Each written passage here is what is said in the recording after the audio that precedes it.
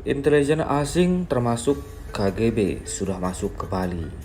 Dia adalah intel dari Rusia menjelang KTT G20 di Bali. Indonesia akan menjadi tuan rumah konferensi tingkat tinggi KTT G20 atau pertemuan ke-17 G20 di Bali pada bulan Oktober-November 2022 mendatang. Jelang agenda tersebut, kabarnya sejumlah mata-mata atau intelijen seluruh negara termasuk Rusia, KGB, akan berkumpul di Bali sebelum hingga setelah pertemuan G20 tersebut.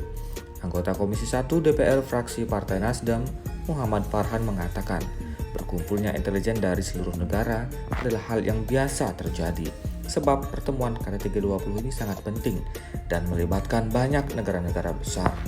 Ya banyak, enggak cuma KGB saja, ada CIA, KGP, M15, datang semua, ujar Farhan di Bandung pada Kamis tanggal 31 Maret 2022. Menurutnya, kegiatan mata-mata atau intelijen menjelang pertemuan antar negara adalah hal yang biasa terjadi, sebab seluruh negara menginginkan perwakilan yang hadir dalam acara itu aman.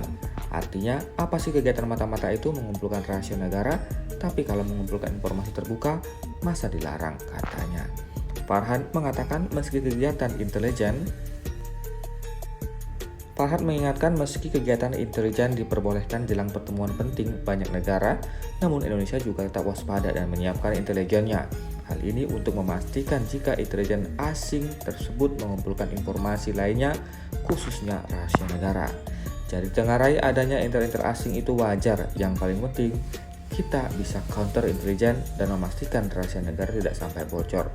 Itulah resikonya jadi negara terbuka dan langit terbuka, jelasnya. Meski begitu, sebagai anggota Komisi 1, Farhan tidak mengetahui bagaimana cara Badan Intelijen Negara (BIN) mengantisipasi kemungkinan terburuk itu. Sebab intelijen Indonesia pasti sudah mempersiapkan diri agar para intelijen asing tak mencuri informasi negara. Itu kerjaannya BIN, tanya Pak BG Budi Gunawan.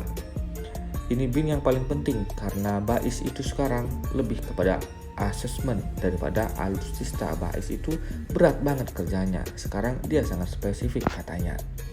BAIS, kata Farhan, bertugas untuk memastikan teknologi alutsista Indonesia tidak dimanfaatkan oleh negara lainnya, sehingga fungsi intelijen berada di tangan BIN. Dia harus memastikan bahwa alutsista yang kita ambil dari negara itu tidak kemudian dimanfaatkan negara lain untuk intervensi ke Indonesia. Karena sekarang semua senjata bukan manual, tidak AK-47, katanya. Sepak terjang Badan Intelijen Uni Soviet KGB di masa Perang Dingin selalu punya cerita. Salah satunya bahkan melibatkan seorang mahasiswa asal Bali, Made Odantara.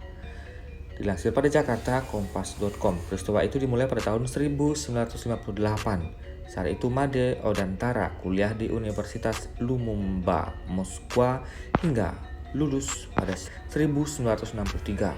Singkat cerita, saat itulah Made Odantara terpikat oleh seorang perempuan Uni Soviet yang tidak diketahui namanya.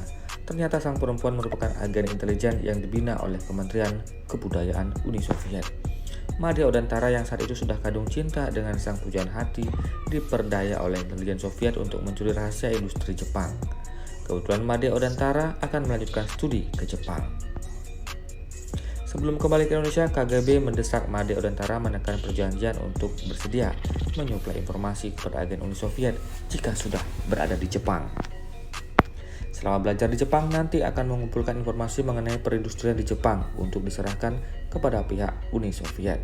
Begitu kira-kira isi perjanjian yang ditandatangani Made. Made Odantara lalu pulang dan pergi ke kedutaan Uni Soviet di Jakarta.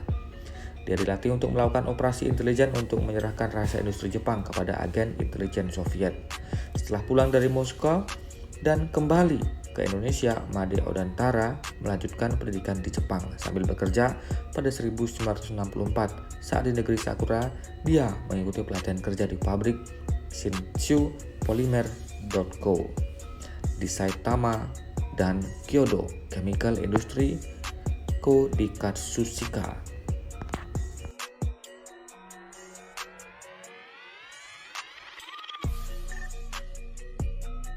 Saat itulah dia rajin mengirimkan berbagai informasi rahasia industri Jepang kepada sejumlah agen intelijen Soviet. Para mata-mata Soviet yang beroperasi di Jepang itu bernama Vyacheslav, Alexeyevich Soloviev, dan Levanovich Vladimir Soloviev. Para mata-mata Soviet beroperasi di Jepang dengan menggunakan kedok sebagai perwakilan perdagangan.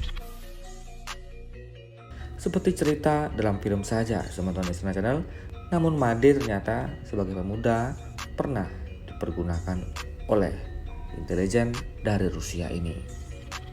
Bagaimana pendapat Anda? Silahkan tuliskan di kolom komentar.